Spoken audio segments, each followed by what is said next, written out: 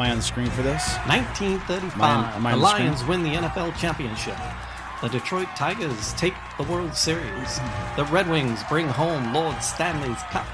Joe Louis begins his rise to world domination.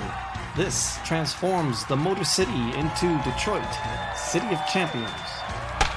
There you go. There's the crack of the bat. Crack and of the we bat. are I love off the sound, man. and running Detroit City of Champions, the podcast, accompanying the books written by Charles Avison. I'm Jamie Flanagan, and we are jumping into these books, telling the stories of the Lions, the Tigers, the Red Wings, and now deep, seven chapters deep. We're deep. We're into the Joe Louis 44 story. Episodes into the whole show. Yeah. It's our episode 44, man. Yeah. For one season. Excited about that. For And I one think we've been season. through about 44 bottles of whiskey. Yeah, too. we're on a 40 as well. Yeah, we'd run very old Barton tonight. Learning some new stuff every day. So, yeah, just enjoy it. But again, I just want to thank everybody. Take a second before we get going on the story. Thank everybody who's tuned in and is following along with the story. Or if you just found it fresh this time, make sure you stop right now and do this. Just take a couple of seconds and go to wherever you collect your podcasts and listen to podcasts, and then subscribe, like, follow, or collect, or whatever it is you Share do. it. Yes. Put Yeah. and then make a comment. Yeah. And then Like it, especially likes if it's on YouTube. Hit like right now. Do us a huge favor right now. Yeah. That's massive. So,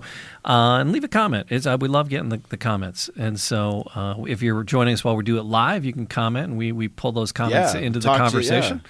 And one of these days we'll have like a whole live stream where we're talking to people like through the thing. That'd be cool. That's love that. the hope. So, yeah. But thank you for joining us for Detroit City of Champions, the trilogy of books. There's a screenplay, and we're going to get into the screenplay Today a little bit. Today, you said you teased me a little bit before, and you said because you want to introduce one of these segments about Joe Louis in a special way, and so we're going to get to that. And and so thanks for joining us. Like, subscribe, and thank you for being here. And Charles, where are we at with Joe? Because this is episode 44, 7 chapters into Joe's story.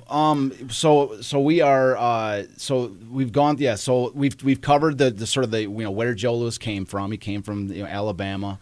Mm-hmm. He was part of they call it the Great Migration North, where it was all the northern cities were just massive opportunities, and so there was a huge migration of descendants of former slaves and this and that. I mean, there was a huge migration north. There was a ton of opportunity. And so, Detroit was one of the hot, it's said that when you got off the train in Detroit, they would literally grab you off the train and send you right to a factory to work. Wow, there were that many jobs. There were so many jobs that were... Sounded scary there for a second. No, it probably was a little scary for some people. Well, I'm sure, yeah, but they were probably nice to know that there was a job. Oh, you're taking me to a job. Yeah, okay. Yeah. That's better. So, I mean, the jobs were just in abundance, and then, of course, the Great Depression hit, and then those jobs disappeared, and then and so now everybody's just eking out a survival. And so we talked about Joe, the life in Detroit, how Joe went from living in this world where it was this rural, quiet life in Alabama, and then all of a sudden now he's in this crazy hustle bustle city of Detroit.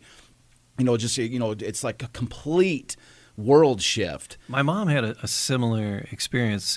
She was born in 1932. And just had dinner with her today. She's 90 in January. Well, nice. She's crazy. So we were hanging out having dinner. But she was born in 1932. So it must have been 40, 42, somewhere in there. My grandfather, her dad, was a coal miner in Pennsylvania. And around 40, 42, they moved here to Detroit. So my grandmother, my grandfather on my mom's side, both straight off the boat from Poland, no English whatsoever. Really? Still no English, and their daughter's 8 years old. And so they got here, and my mom remembers her dad came like a month before to set up house and get things going. And her mom came, and she remembers carrying a phonograph. She had a portable phonograph, and coming into the train station that's being rebuilt. Michigan Central, really nice. Pulling into, and then she had to get the taxi and get the directions because my grandmother didn't speak English, and so my mom at 8 or 9 or whatever it was had to facilitate this whole thing and get them from the train station Sure. to Hamtramck. So, but yeah, so she tells me that scene all the time, and I love it. And so when She you say went straight Joe, to Hamtramck too. The Polish, yeah, that's like where Polish, else are they? Yeah, Gonna it's go? not even. It's not just a stereotype. Yeah, that's no. literally. No, it's, that it's is- just- yeah, that is- yeah. They that went is- straight to Sure. Hamtramck. That's exactly where they had to go. But as soon as you got to Hamtramck, there's Polish speakers in abundance. Probably she's probably all this little we're home. Poland there. Oh, it is. Yeah. So, but when you tell that story, when she tells that story, and you tell the story about Joe getting off the train. And his family moving here at that time, I totally envision that. Whole scenario. Absolutely. It's exactly. Yeah. So, it's a totally different world. So he's living in this world. Plus the excitement of it. It's Yeah. got to be exciting at the same time too. Yeah. Oh God. To come off of it, you're just like, okay, now here we are. The streets are laid with gold, and it's like, oh, hold on a second, it's not exactly that, but it's a new world. It's a totally new world. So, and then the bottom falls out for the Depression for Joe. Yeah, it falls out. The bottom falls out. Now it's just a struggle for survival, and there's just Joe. He wasn't good at school. They tried to get him in a trade school. He was okay at doing some woodworking and stuff like this. But he ended up doing various jobs, like one of the things that he gives credit for, like the way that his body developed is like his muscular physique was carrying blocks of ice. Oh, wow. And that's a story I can identify with because I live in Detroit, and I live in a building that's like at least 100 years old. Oh my God, yeah. And so there's actually I think I showed it to you. There's actually like one of the permanent fixtures in my unit in this old unit that I live in is this cabinet that on the inside right now it's just a little small. It's a storage cabinet. Sure. But if you look on the outside of the cabinet, out in the hallway, there's like a window that opens up from the outside, and you put the ice blocks in through the window, and then it drops right into like where that fridge would be. Wow. So back in the day, it was a fridge, and they would drop the ice blocks in, and then there would be a pipe that radiates the cool air through your fridge. Wow. And so that's what I mean. So like I just think it's super cool. I can actually see how they would have done it. Which somebody just delivering ice, they didn't just like come in your place and drop it off. They would just lift up that door and drop the ice block in. And you'd have like a subscription where you can get ice 3 times a week or 5 times a week or something like this. So anyway, so that was so Joe was just eking out a living, trying to scrape up money wherever they could, and all the money went back to the family. And then his mom they would take the money from all the kids and from their husband and this. And then, they would divvy it out to wherever it needed to go. And so Joe was incredible. His mother, Lily, was a God-fearing woman. Raised them in this fundamental Christian belief. Right. So Joe was, it was a very strong family structure that they had. And Joe was, as we're going to see throughout his entire, emerging career, Joe was just absolutely die-hard loyal to his family. His money, Joe started to get into some luxury items a little bit, but the bulk of his money was going home to his mom, and his mom was still divvying it up. And he really got into boxing because he had a talent for it. He started, and he loved it. He loved the road work. He loved to be part of the group. Like when they're training for boxing and that. And he saw a potential way, even as an amateur, he could earn vouchers at different merchandise, different stores, just for boxing for boxing. Wow. And so he got into it for that, and then he playing started the getting violin. Yeah, his mom. Quotes. Yeah, wanted some of the money that his mom divvied up. She thought for some reason that Joe had some musical aptitude, and she started pinching off some of the money that for the and that's the thing. It's kind of an interesting thing that as tough as times were, that that the money that was coming in, and she divvied it up to the different directions that she thought was important for the family, and a portion of that she was putting into Joe taking violin lessons, which is. It shows that they're not just just putting it all into food and this and that. She was, she thinks Joe, she's trying to help Joe find where he fits in. One of 16? 8 kids of hers, and I think it was, what did I say, 8 of hers, and then they joined with Pat Brooks, who had 8 of his own, 8 or 9 of their. Yeah. I got it written down. 8 or 9. I think Joe's the 8th of 9, so I think it was 9 of each, so 18, I think total. Yeah, but they were various ages. By the time Joe was 17, 18 years old, half of them have moved out at least. Yeah, but still, it's a huge family. It's a totally different, experience. But it's just interesting that she would say, but she's so interested in all of her kids that the 8th of 9, she's trying to find where he fits in. She thinks he's got some musical aptitude.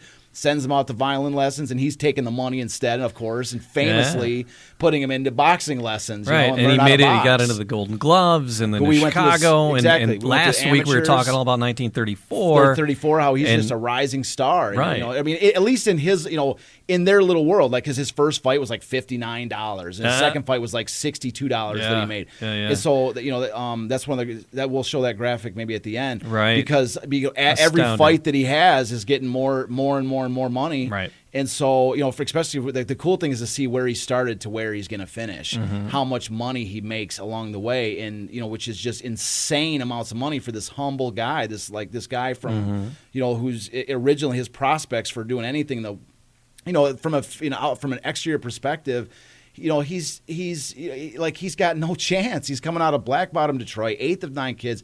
He's not. He's not good in school. Good at adequate at construction. And so that's what I mean. Like but he does find this thing that he likes, and he pursues it. And he, there's. I like to. It's just the perfect combination of like, he was the perfect person. He got like as far as like the opera. He was absolutely at the right place in the right time. Everything came together for this man. Right. Everything really came together for him. And that's what we're getting, that's what we're kind of showing is he made it through the amateur ranks. He finds somebody that, John Roxborough, who's going to actually put money into him to help, so he doesn't have to work so much and he can focus more on the training. And then, he wins the amateur, he wins the Gold Gloves. And then John Roxborough, they declare they want to go pro. So they find his business partner who's also interested in sponsoring him.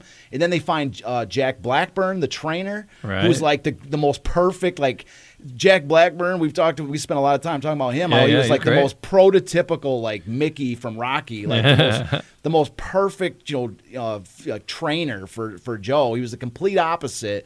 But the two of them, we talked about how they called each other Chappie as a sign of endearment. Yeah.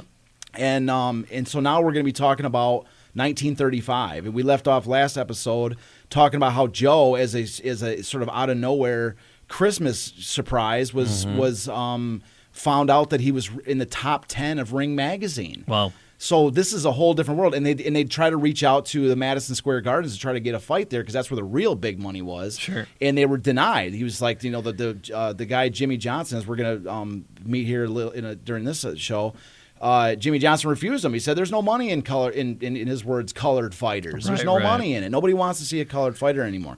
It's and so they were denied from doing anything big in Madison Square Garden. And so today we're going to be talking about the beginning of 1935 and the true beginning of the rise of Joe Louis. We make a bold claim from the beginning of this show. I make a bold claim, and the goal is to prove it. That this was the greatest individual season in the history of American sport. And as we've said a couple times in the last couple episodes, we're starting with a handicap because, spoiler alert, Joe Louis does not win the heavyweight championship in 1935. Yet, despite that, so he's starting with a handicap of saying, despite the fact that he did not win the championship in his respective sport, it was still the greatest individual season in the history of American sport. And if we're able to prove this to be true, if we're able to make a good enough case that this is true, what that does is elevate the City of Champions story to a level that cannot be matched because what it does is if you have the greatest season, it's my claim that this is the greatest season in the history of American sport. 1930, the season which stretches from 1935 to 1936, especially the 7-month span in which all three teams, Tigers, Lions, Red Wings, win their first championships in the same season, that this stretch of time was the greatest overall season by any city in the history of American sport. That's my overall claim, right? But if we can prove successfully or at least make a good enough claim that, to leave very few doubts that the greatest individual season came as part of the greatest overall season. Right. Then it extends the case to say that no city will ever match it because in order to do so, you would have to have an individual season that eclipses Joe Louis. And that'll never be done. And that's Jesse chimed in, and Jesse said, boy Jesse. How you doing, Jesse? Could a man like Joe Louis work up the ranks in boxing society today? Is boxing too saturated with politics for something like this to happen today? Yeah, I mean, well, here's the thing: is that the thing about boxing is that But people love knockouts. There's a truism that Tyson was so through. bloody popular. There you go. Like, it's people, if you know how to knock people out on a regular basis and leave them hung over the ropes like sacks of wheat, like Joe Louis did. If you know how to just eviscerate people on a daily basis, then you got a good chance of breaking through the barriers of the bureaucratic world. That's not to say it's a guarantee, but especially we're going to dive into today the situation of boxing in 1935 to show that boxing was actually in desperate need of a star. We're going to get into it today. Boxing was really in trouble at this point in its history. There was no real true superstar, and so there was a vacuum for somebody like Joe Louis to step in, and that's what I mean when he was the perfect person at the right time. Really everything I look at Joe Louis as a sort of a child of destiny almost, where it was like, not that it was easy for him, but like that he was the perfect person for this moment in time, for this sport, for this era. So to answer Jesse's question, it's lightning striking twice. It's possible, but not likely. Yeah, no. Well, I mean, but I'm just saying, if you're talking about nobody like Joe Louis will ever come along. I don't think. But the thing about, but the thing that transcends all sports, and this is it's a whole other project with the baseball analytics thing. Baseball's struggling. I think I'm at the right time to introduce something new for baseball because, it's kind of like anything. Like, if you got the thunder, if you got the real thunder, if you got the shockwave, if you got Thor's hammer, if you got the trident that freaking gets electric, that the fish listen to. You see what I'm saying? You have the sonic boom, okay? Then there's a way to break through the bureaucracy because as we're going to see today, what happens is that the bureaucracy that stands in front of you gets removed because there's a single core component that dominates all freaking bureaucracy, and it breaks through all different all barriers, and that is the power to make money. Right. Okay, the power to make money and draw interest and put butts in the seats for an entertainment. That's what breaks through all bureaucracy. Right. And if the bureaucracy doesn't get out of that way, then it gets crushed and swept aside, and a new bureaucracy emerges. So anyways, where we're starting off today is January 4th, 1935, the very beginning of the year. Yeah, all right. We don't waste any time as far as when the year begins, okay? And so I did want to do something special today for the show, a little bit different. And so I was thinking about it. I'm like, okay, I just kind of wrote the notes, and I'm like, okay, Joe Louis fights Patsy Perrone. Max Baer, it was in Olympia Stadium. In Detroit. Joe's back in Detroit from Chicago. Right. Max Baer is the heavyweight champion, and Max Baer is the overcard, okay? He's like the main draw of the fight at Olympia Stadium, and Joe is an undercard. Joe is he's a heavyweight, but he's fighting in the shadow of Max Baer. Very few people know who Joe Louis was. Right, like we said before, he might have been ranked number 10 in Ring Magazine, but as far as the name Joe Louis is a household name, was non-existent. Sure. And so, I was looking at it, I'm just going, hold on a second. I did for the first step for episode 2 of my screenplay. I already wrote this. Yeah, and again, the everything I did for the screenplay was historical fact. I did not exaggerate. I did not put I added conversation where there was none.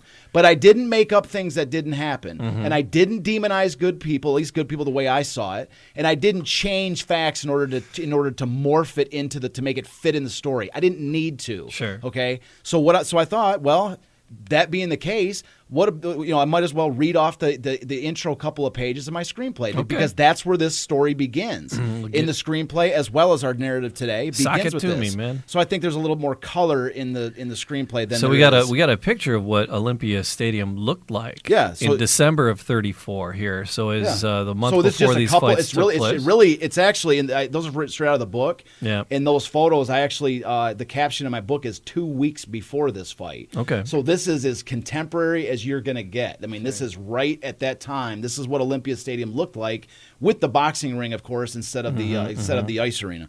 So anyway, this is episode. What I'm going to read you is the first really couple pages. I practiced it today. It took me about 3 or 4 minutes to read. And so it's also putting me on the spot a little bit, okay? Because we're talking about doing a movie, right? This is nobody's read the screenplay yet. It really has not been out there. And so, for the listener, the watcher, the people who are listening to this right now, this is where, like, from what I've understand about screenplays, most of the time the producers and them read the first like 5 pages. Yeah. Okay. And if it hasn't captured their interest and ready to to listen to more of it, then it's pretty much a dud. Okay. That's where they leave off, and it's pretty much a dud. And so I'm putting myself kind of on the spot because. If it's not good, you our faithful listeners and watchers will be bored. You will turn us out. Clicking away. You'll be clicking off of us, and you'll say, "Charles' screenplay isn't going to sell anybody because he didn't even hold my interest." Okay, and that's one of their fans. So like I say, so it's we'll leave it to you to decide how we start this out, right? I got confidence, I got faith because I wouldn't put something out there that's trash. So I don't know, David, you got faith? Are you? I got faith. I got faith in you. I've read my man. All right, I'm in. I'm here. I'm in. So this is page 1 of the screenplay, and there's a little bit. I'm gonna have to read it. I'm here buying the drinks, damn it. Yeah, you got it, man. So anyway, there's a couple little like screenplay things like for the beginning, fade in, just like in a movie. The fade in is when the screen opens. So those are all written into the screenplay. This particular one is 83. Curtain up, this comes from episode 2. This is a 9-part miniseries. And so this is from episode 2. This is the very first page. So imagine you're watching this on Netflix right now. When we last left our hero. Yeah, so we left it with Joe Lewis, and we talked about in the end of last episode where Joe had found out that he was ranked in the top 10. I just do a narrator voice. Don't mind me. Seriously, pay no attention to me. So anyways, so that's where the episode 1 left off with Joe finding out that he was ranked in the top 10. It was a Christmas party with Jack Blackburn came over. Remember, I was like kind of talking about it. That magazine, that's wonderful. Exactly. So this is where episode 2 starts off. Imagine, like you say, you're watching on Netflix, and then I'm going to read it right off for you to hear. All right. So the fade in. So the interior, Detroit, Olympia Stadium, evening. A huge raucous crowd of 16,000 people is booing and cheering for a boxing match taking place in the center of a large enclosed arena. Super. Super means that like the text on the screen says where you're at. So super, Olympia Stadium, Detroit, January 4th, 1935. The arena is obviously used for hockey as indicated by the white curved wooden boards which divide the crowd into bleachers and ringside seats. 2 white boxers are the focal point of the room. All eyes, jeers, and cheers are focused on one of them in particular. Super, Max Baer versus Babe Hunt. Voices in the crowd. Come on, Max, we paid to see a fight. Get in there and fight, you bum. Boo! Max Baer is built like an Adonis. He is 6'2", 210 pounds of muscle with broad shoulders, dark black hair, good looks, and a white Star of David on his blue shorts. He toys with his opponent, Babe Hunt. One moment delivering a series of blows, the next a comedy routine that only he finds funny. A huge smile is now stretched across his face as he points to a pretty girl in the crowd and flexes his bicep for her. Voices in the crowd. You're a bum, Max. Clowning fool. Glad you're having fun because this is a joke. You're a joke, Max. Heavyweight champ my ass. Max senses his opponent behind him and he turns to meet him. Crack, crack. Max socks Babe Hunt, staggering him and forcing him to retreat. It buys Max time to turn towards the crowd and blow kisses.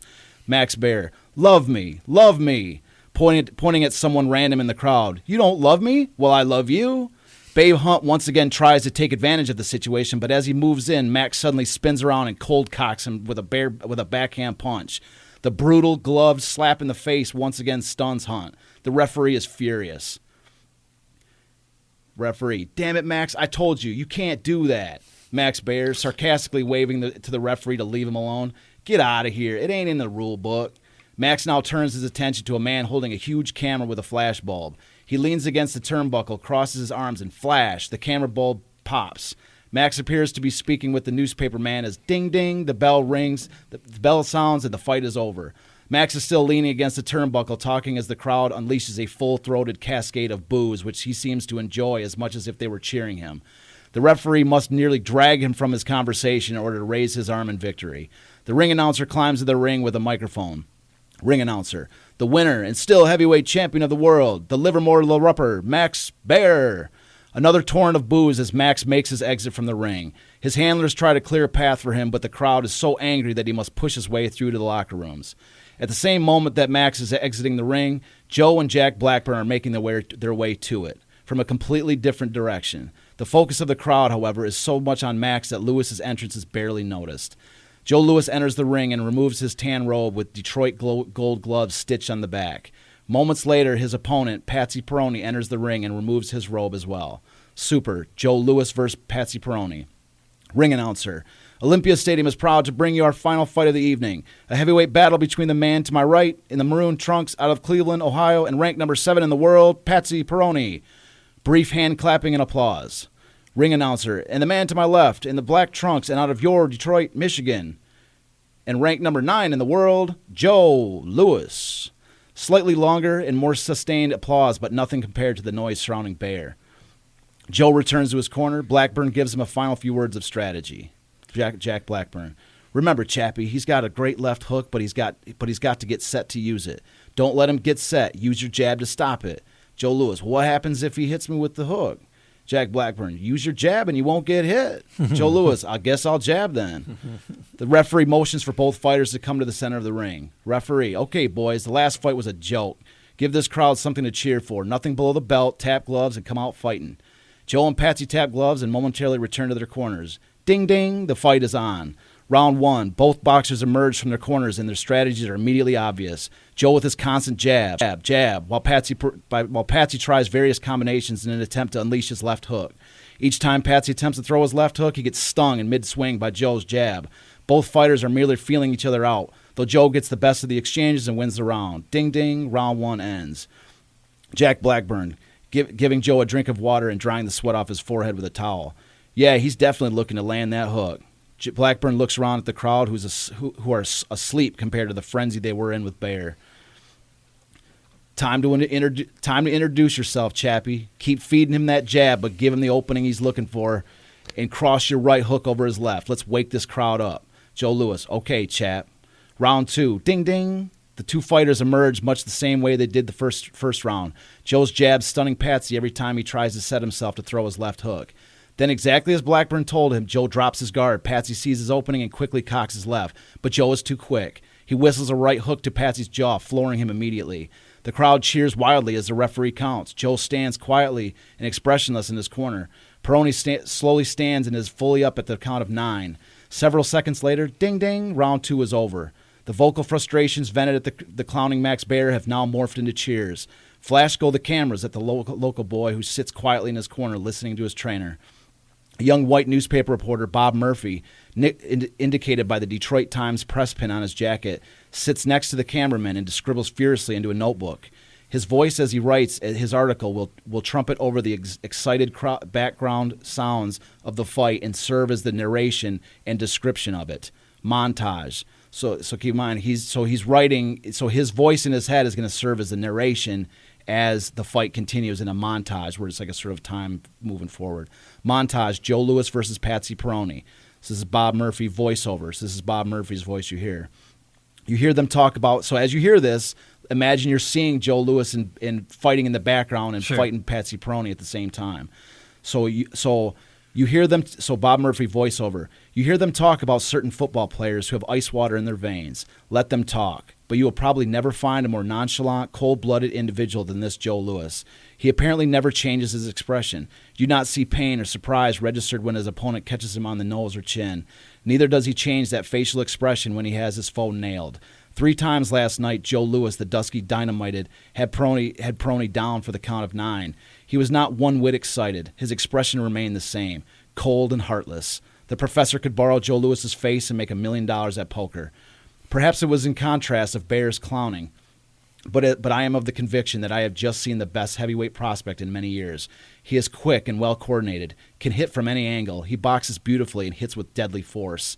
He didn't knock out Perroni. The Ohio heavyweight was too game, rugged, durable, but that was after being knocked down in the second round. Perroni was in there only to stay the distance, and he had to labor prodigiously to accomplish even that. When decision was announced in favor of Louis, Patsy's face and body was gruesomely scarred with a welter of bruises from the terrific punishment he had suffered. End of montage. The referee raises the hand of Joe Louis as a sign of victory as the stoic-faced boxer watches the bloody, swollen-faced Perroni being helped out of the ring by his trainers. Wow.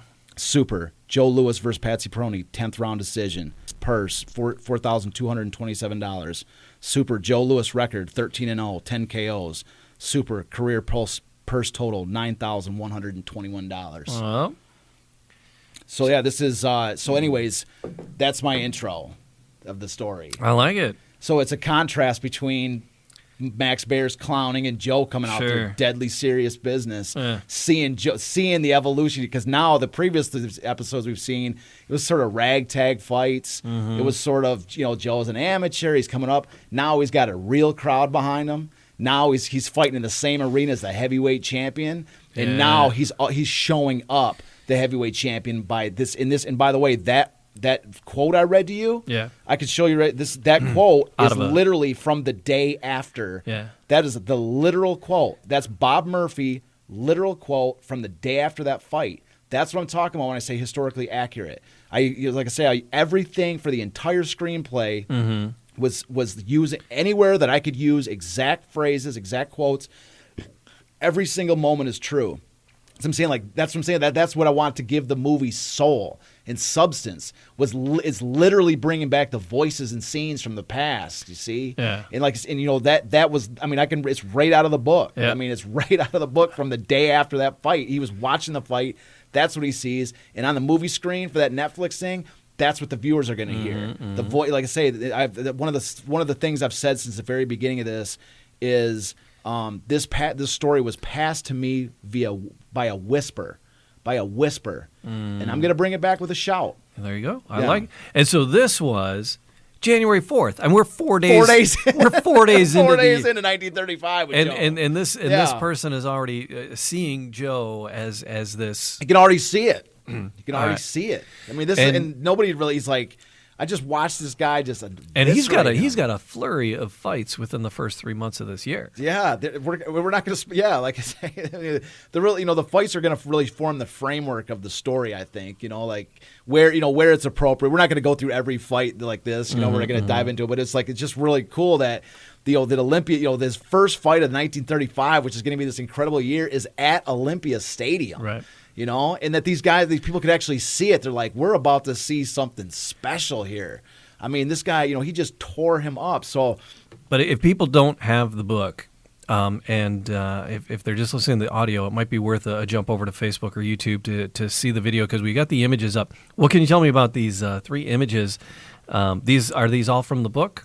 Oh, all these photos are all. Basically, it's all I do is go through my books and do These are from the fight. Yeah, these are from the fight you were talking about. Yeah, high resolution fights and high resolution photos right out of the book. I just crop them and put them on the slide. Okay. So yeah, but those photos there, all these photos we're gonna be showing. Every photo I show, these are incredibly rare. This Patsy, because they talk about how he's tattered and torn at the end of it. Yeah, and you can see really that top photo. He's folded up, man. He's broke his back. Yeah. Look at the first picture. He's taking a solid right from Joe right to the face. Right, right. It's like, Joe always. I mean, for being a heavyweight, at this point he's boxing heavyweight, right? Oh, absolutely. But just barely. I was going to say he doesn't. He doesn't look. He looks wiry here. He looks wiry, and my image He's of young Joe too. Yeah. Is a little older Joe. A little beefier Joe. That's a lot of the image I have. But in 35, he's still. I forgot how. I'm so bad with the specific details. I think he's like 22 here. or something like that. Yeah. This is great. He's super young. That's what I mean. And then and that's what I mean. That's one of the things I want to try to bring back here is this. There's this special era of 35 where all these guys are young, like Hank Greenberg. Yeah. Everybody looks at Hank Greenberg and he's like, same kind of thing. Like every time you see a picture of Hank Greenberg, he's like well filled out. He's got a big chest. He's 6'4" or something. He's a big guy. But in 35, he was skinny. He was a 19-year-old, 20-year-old kid. They're all young. Yeah. It was this very special era where they're all. I forgot how old he is. He's like 21, I think. Yeah. But I mean, he's young. They're all young at this point. And so that's what I mean. In this era, he's skinny. He's young. I mean, he's an elite athlete, of course, but. Yeah, he looks different than a lot of the bulk of photos you see with Joe Louis are all from when he's in sort of mid career or later. But the 35 is like this. I love this era. picture. I love that top picture. It's just his reach. Yeah, he's catching his determination, the button, and the pain. It just that. That guy's taking a shot. Then you have other photos. You see what happens after. Yeah, he's folded like a paper doll. Yeah. So I mean, you catch a shot from Joe and see how you stand. The guy's going down. All right. So, but that's what he said. He goes, the guy was so, he goes, yeah, the guy made it through the 10th round decision, but he was lucky to even get to that. Like, that's what he's saying. Like, the entire rest of the fight, this guy knew he was done. Yeah. And so he's like, I just got to try to survive. He's like, he's too game to get knocked out, but at the same time, he was, but he was lucky to even get to the end, you know? So, so anyways, throw a towel in on him. Yeah, right? so this is the first fight of the year. So then the second fight is just a week later on January 11th. A week later. Don't fighters take more time to train in between fights? I think Tyson had, in his first couple of years, he had quite a few fights too, especially when you're just plowing through people. Yeah. And you're earning check after check after check. Because like in the first fight against Peroni, he got $4,200. That was that total. That from that one fight was the same total as he had made for the entire 1934. Man, I mean, that one fight was the combined, like 1930s, all of his money in 1934 was the same as this one fight. So like, yeah, he's making money. He's getting bigger and bigger checks. Absolutely, he's gonna be fighting because he's trying to build his record, and the hype is there. People, he's starting to become in demand. So his next fight a week later, again, is a guy named Hans Berkey. Yeah, so he KOs in the 10th round in Pittsburgh, in Duquesne Gardens, Pittsburgh, and he earns himself a $1,900 check, which is a little, obviously less than the previous, but still ain't bad, especially where he came from the previous year. And so his fight after that, his next fight is on his third fight in 1935 is on February 21st, 1935, and he fights against Lee Ramage, who is that name for those listeners who are following along very closely was in this is his rematch against Lee Ramage, who he'd fought in the previous year, and so it's doesn't look like Lee's faring as well this time around. He's not, but here's the thing: is that Lee Ramage was a great boxer. He was ranked in the top 9 or 10 boxers. He actually traded places with Joe after Joe beat him in the previous fight because Joe was number 10. And then Lee Ramage was number 9, and so after he beat him, then Joe moves up to number 9, and Ramage drops down to 10. So he's a great fighter. It looks like one of these shots. It looks like he's literally knocked him off his feet. It looks like he's like in the air. That fourth one across the top there. Yeah. Well, the cool thing about the photo, anybody that can see the photos, the top photo is like they call it a magic eye.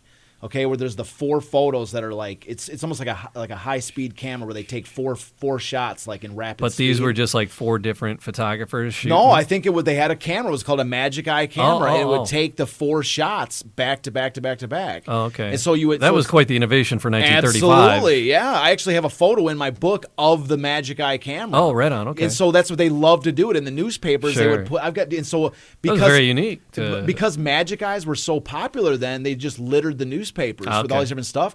And so one of my objectives was to collect. I'm the biggest magic eye photo collector you've ever met. Have you ever met a magic eye photo collector? Mm-mm. Well, I'm definitely the biggest. Probably the biggest.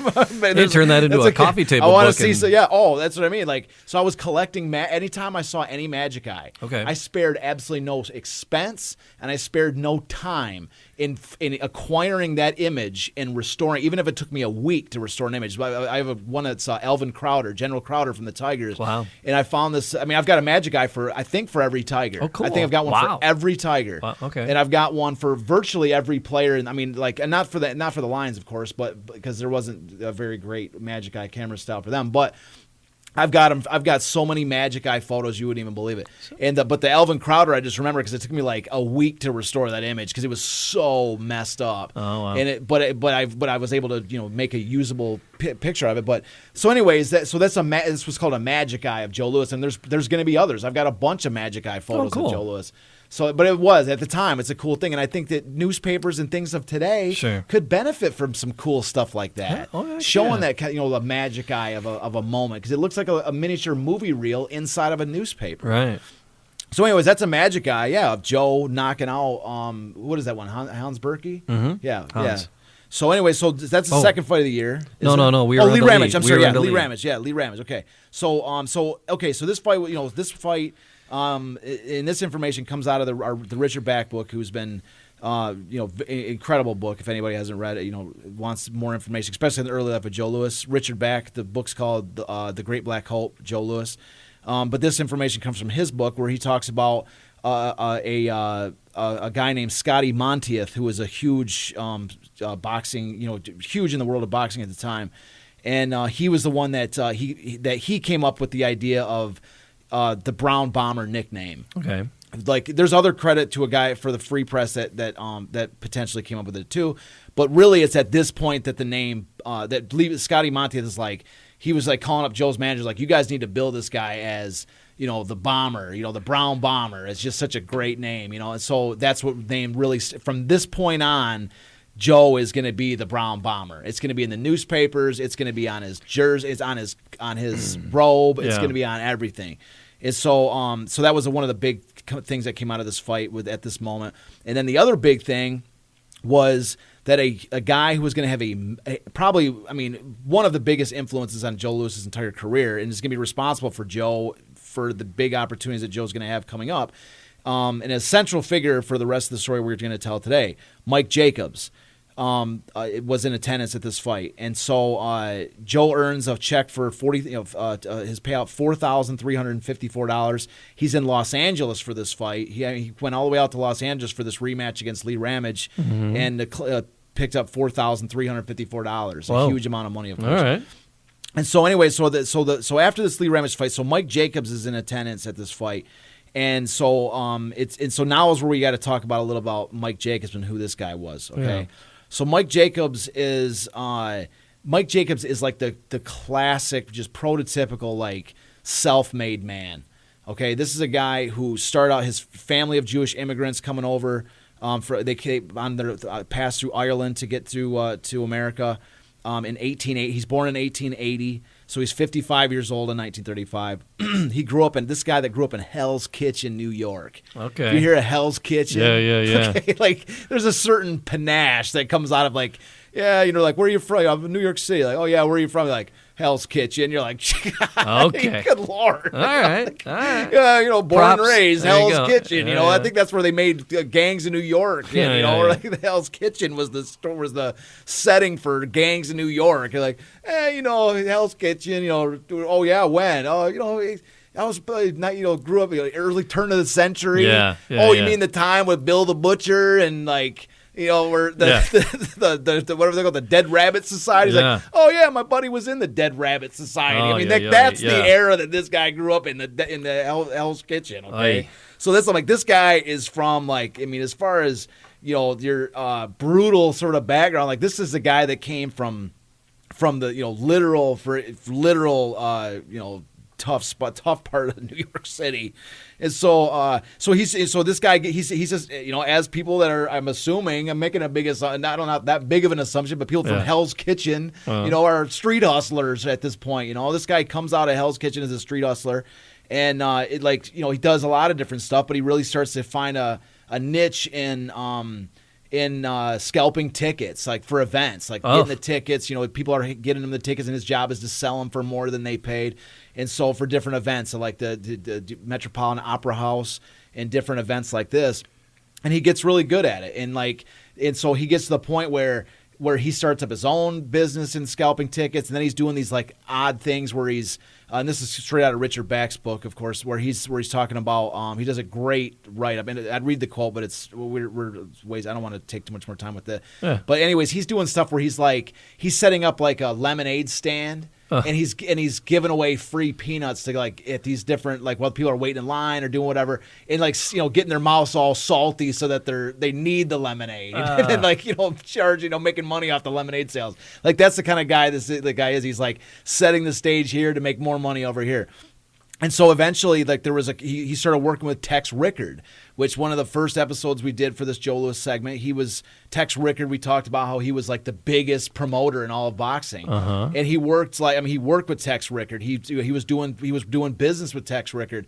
And, like, he wasn't just, like, a protege. He was doing business with Tex. Okay. And so some of the biggest early fights of the early 20th century, like the Jack Johnson fights and this, Mike Jacobs was a young man and doing things where he's like helping Tex Rickard out with this one component of this, and then Tex Rickard's giving him like a block of seats for free. Oh. And then he was like selling those tickets for like, pure profit and making a ton of money off of it. So he got rich as a result.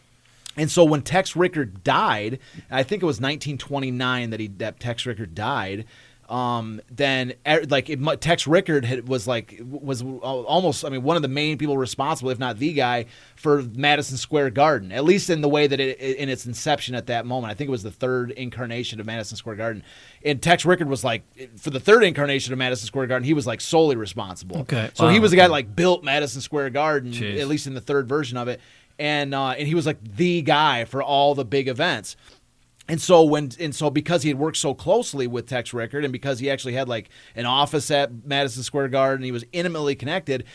Mike Jacobs and others in his circle thought that when Tex Rickard died, that Mike Jacobs was next in line to basically take over the Madison Square Garden and to run it. Yeah. But that was not to be the case. Nope. And so to go to Jesse's question from earlier was that they turned it over to basically like a bureaucrat, like the people that own the building just kind of had a friend or somebody, that guy named Jimmy Johnston. Politics, yeah. Sort of politics. And Mike Jacobs was like, what are you talking about? Like I came out of Hell's Kitchen and made myself a multi-millionaire. This is my based turn. Purely on my ability to sell tickets and promote events. And you're going to turn it to this guy over here? So that's what was the situation. So Mike Jacobs was like shut out he was shut out of the Madison Square Garden. And so that this Jimmy Johnson, who this is the guy that would eventually shut the door in Joe's face. But basically the year he took over is when the Depression hit. And so Jimmy Johnson, Richard Beck does a phenomenal job talking about this. This is a great section in his book. I really encourage anybody to read this book that is interested in Joe Louis. It's a phenomenal book. Anyways, when Jimmy Johnson takes over, the Depression hits, and then Jack Dempsey and Gene Tunney had retired, so those were the two big draws of the 1920s. And so now boxing is just like sort of like there's no star. There's not really a star. So like when Gene Tunney retired, he retired with his belt. So now it was like, well, who's going to be the heavyweight champion? Yeah. They didn't even know. So they had a fight between the two sort of up and comer, biggest, closest top was Max Schmeling and a guy named Jack Sharkey. Okay. And so there was a fight to determine the vacated title. And so Max Schmeling wins that title. And this is on June 12th, 1930. All right. Max Schmeling wins the title because Jack Sharkey hit him below the belt, punched him below the accidentally. I don't know accident, but he punched him below the belt, caught him in the the spot guys don't want to get hit by. Yeah. And anyway, and because of that low blow, Max Schmeling wins the title by disqualification. Okay. So back to Jesse's question. Yeah, he Rochambeau. Great, thank you, Jesse. Thank you, Jamie. So So Max Schmeling gets Rochambeau'd for the title. Into the title. He gets so if you're a boxing fan, this is sort of to Jesse's question here about the does it surpass? And the answer I gave at least, where he's saying, okay, great, the heavyweight championship was decided by a Rochambeau to the other guy. That's how it's won. So is that really how a superstar? Is that really, if you're a boxing fan, is that what you want to see? For your, our heavyweight champion, is Schmeling really the title holder? It's not to take anything from Schmeling, but it's like, that's not how you, if you're a boxing fan, you want to see somebody get knocked out for the title. Yeah. So that's not what happens. So Schmeling wins the title. And then in a rematch in 1932, Sharkey beats Schmeling and takes the title. So it's like a couple of years later.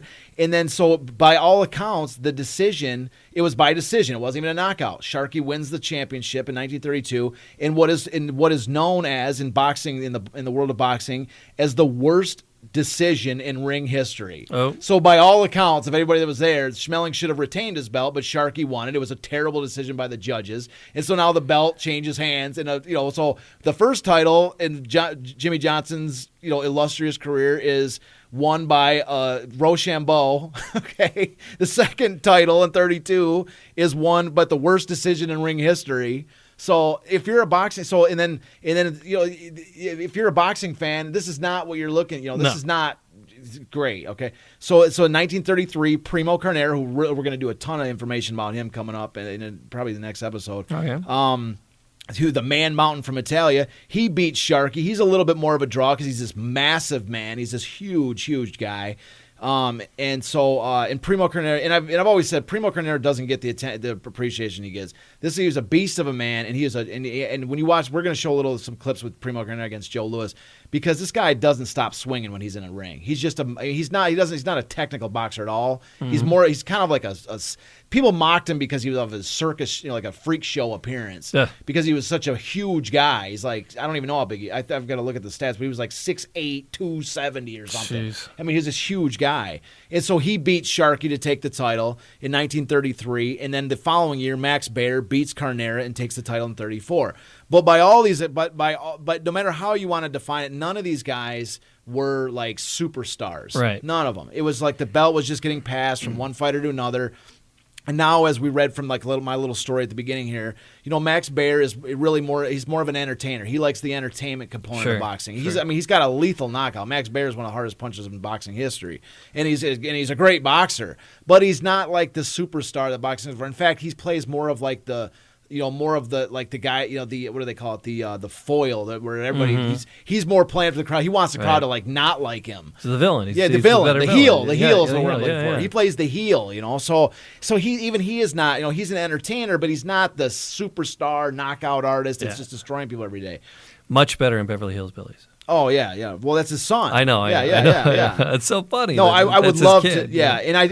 It's so. Anyways, Jethro Bodine, Beverly Hillbillies. That's Max Baer's son. I love it. Max Baer Jr. Yeah. Love it. So, anyways, and this is the sort of situation of boxing at the time. You've got Mike Jacobs, a phenomenal promoter, looking from the outside in, and then boxing on the inside is basically like deteriorating. It's not. There's nothing going on.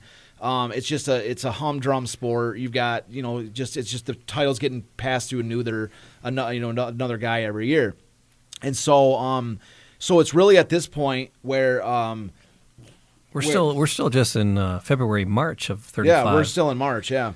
All right. So Joe, just to get this out of the way because it's real quick. March 8th, 1935, Joe Louis fights Don Red Berry and gets a third round knockout, $3,200. This is in San Francisco. Just wanted to get that. Nothing super detailed about that. Just want to throw that out there because now we're going to talk about. This is one of the most important components of the entire Joe Louis story. And this is how we're going to really wrap this episode up, is talking about this. This is a major thing, okay, what's about to happen. So Mike Jacobs, as we've just identified, is somebody who, again, is on the outside looking in, okay? And now, as the title of the episode begins, the title of the episode, if you haven't seen it yet, besides its solid episode, episode 44, the City of Champions, we have on there the Milk Fund for Babies. Okay.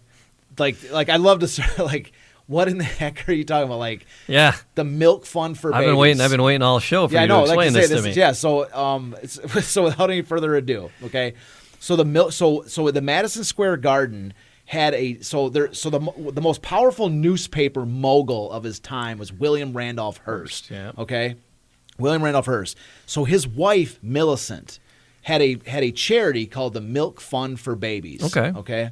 And the way that the little system they had worked was that the Hearst newspapers, especially in New York, would give the Madison Square Garden, and I'm sure other different elements of New York, not just this, but in particular, this relates to this story. Madison Square Garden got free promotion from the Hearst newspapers in New York for all of their events. So whenever there was an event at the Garden, they got all this hype from the newspaper writers. And in exchange, a cut of the gate would go to Millicent Hearst's charity, the Milk Fund for Babies. Okay. Okay. Yes. And so that was like their little arrangement that they had. Okay.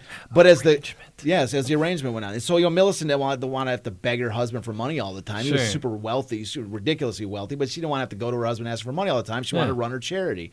And so, anyways, as the Depression set in, that money coming, and as the fights got lamer and lamer, and there wasn't as much of a draw for these big fights, the money started to dry up at Madison Square Garden. And so one of the things that they cut out was the money for the Milk Fund for Babies. I don't think so. They cut the money for the charity for the Milk Fund for Babies.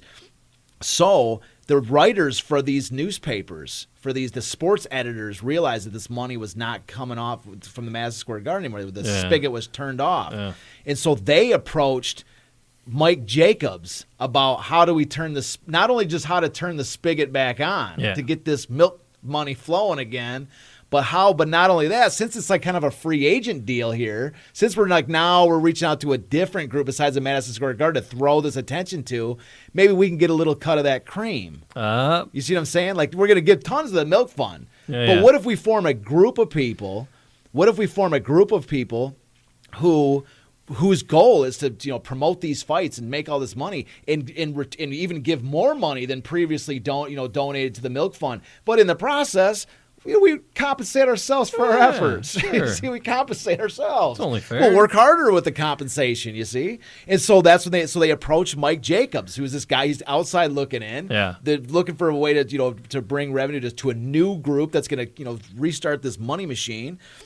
And so out of this concept was formed. So this is, I'll tell you the names. Mike Jacobs, of course, as we mentioned. A guy named Edward Frayne, who was a sports editor of the New York American. Mm-hmm. Bill Farnsworth, who was a sports editor of the New York Journal. And Damon Runyon, who was one of the most celebrated writers of his era. Okay. Out of this 4-man syndicate was created a company called the 20th Century Sporting Club. Oh. And it was this, and then the writers, of course, were the silent, as Richard Bach says in his book, the very silent partners. Yeah. Because they don't want anybody talking about like all this hype. They're just basically given, Mike Jacobs basically is now going to direct that and do that, wall-to-wall sports coverage in whatever direction he wants it to go in. But now he just needs something something real big to promote. Yeah. He needs himself a champion. He needs him to find the next big thing.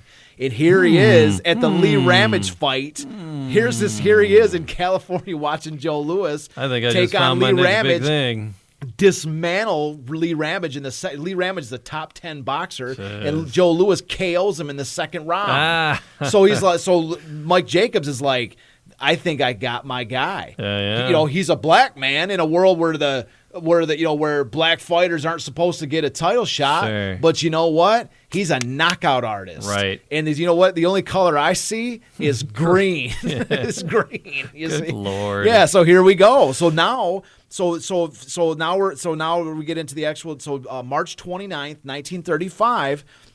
Mike Jacobs and this group of journalists, or this group of these sports editors, they send 30 New York sports writers to Detroit for Joe's next fight on March 29th, 1935. This is Joe's 16th fight against a guy named Natty Brown. All right. Now, Joe doesn't necessarily destroy Natty Brown. He doesn't actually have the greatest fight he had. He beats him. It's a 10th round decision. It's a 10-round decision at Olympia Stadium.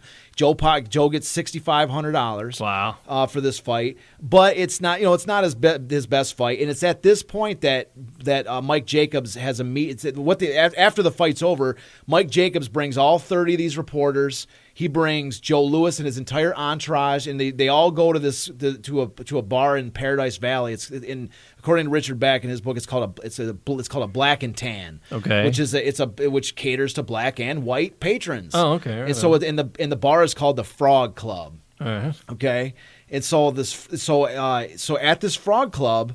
It's this huge party, and I totally wrote about it in my book, in my screenplay. This is like a key component, and it's at this party.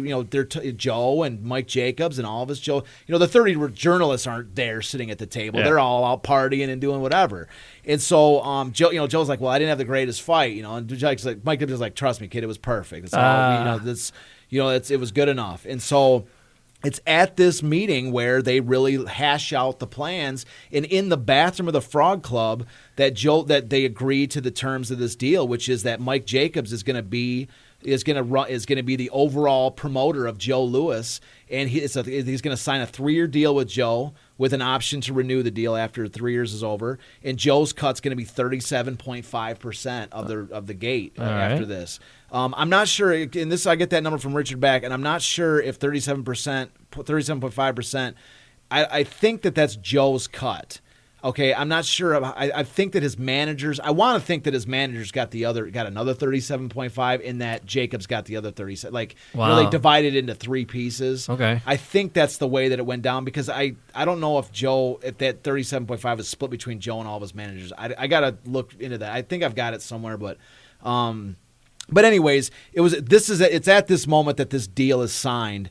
And the plan is hatched. The plan has come up. And the plan going forward, so Mike Jacobs just looks at Joe and says, I can make you the heavyweight champion of the world. Or at the very least, I can get you a shot at that. And for Joe and for all of his managers who are like, they couldn't even get a fight at Madison Square Garden like a couple months ago. Yeah. And now here's this guy telling them, not only can I get you a fight at Madison Square Garden or at one of these other big venues, but I can get you a shot at the heavyweight belt. Okay, this is like, sign me up. But this is beyond any of their wildest expectations. I mean, imagine, this is only a year and 3 months. It's really only been about 8 total months since Joe was even an amateur. Sure, yeah. And now they got a guy that's like, you're a star, and I'm about to get you a shot at the heavyweight belt. And so, like, Joe's like, where do I? They signed it in the bathroom of the Frog Club. They signed this deal, and so the plan is that Joe is going to go out west, and he's going to fight like 4 or 5 fights, and during these 4 or 5 fights, like, sort of circling the Midwest, that during these 5 fights, it's going to give these writers time to start putting out ink on Joe. And just hammer New York. Pound New York, saying, and the mentality is, there's this invincible fighter coming from the West. That he's coming from the West, and he's making his way east. Yeah. And when he gets here, he's going to change the world. Like, I mean, he's going to be the greatest thing that has ever been seen. So it's going to give time for this hype machine to build. Right, yeah. And so we're going to see when Joe arrives in into New York, it's going to be wait till we get to, we're going to get to the next episode. It's just going to be the biggest thing. Like these guys, these writers like did too good of a job, because Joe can't even get off the train. He's like you're going to see he's getting carried off the train through crowds of people. And he's not really even won. Like, he's beat these, like, Lee Ramage is a top 10 guy for sure, but he hasn't beaten any of the top 1 or 2 or 3 guys. He hasn't, Max Bayer's he's the top of the heap. And so Joe is, he's going to arrive in New York, and now this is at this point where the pressure is going to really start to, before Joe's trying to win fights, make money, great. Yeah. But we're going to see Joe evolve from merely this, this boxer who's trying to make some money for his family. Well, he was doing okay here. He's doing great, yeah, on these, sure. Because you have a breakdown of his sure. winnings. He's making money, sure. And he made $20,000 in the first 3 months. He only made $4,000 or like almost $5,000 in all of 34. He made $20,000 in the first 4 months of 1935. Yeah. Today's money, that's about $400,000. Yeah. So and this is just beginning. There's blank boxes that we're going to fill in. There's blank boxes that we're going to fill in. Oh my gosh. So that's what I'm saying though, is that but Joe is going to evolve. Like, again, like, it's important to see, like, this evolution of Joe from this guy from Buckaloo, Alabama, who was like 8th of 9th kids, come north, and he, and now, like, I mean, just a couple of years later, like, the most unlikely of heroes. Sure. And he's not just going to be a guy who's trying to, like, make a couple of, make some extra money boxing. Now all of a sudden he's going to emerge as, like, and really thrust into the role of being like a hero for African American, for black people. Right. He's going to all of a sudden have this role where they're going to, like, I mean, I want to say deify him, but I mean, one step below, right. because he is like, he's going to become like the first true universal African American superstar, where everybody, like white and black, loved him. No pressure and there. So that's what I'm saying. But not only that is the pressure of being, because if he fails, if having been heralded as the next big thing, he fails, that's a lot to, like, it's a lot to lose. It's a humiliation. I mean, it's a and we're going to see next episode that the groups like the NAACP and that, like, in the early phases, Joe Louis is getting all this praise. Is like, oh my God, there's this black man is about to be a sports superstar for the first one that there ever was.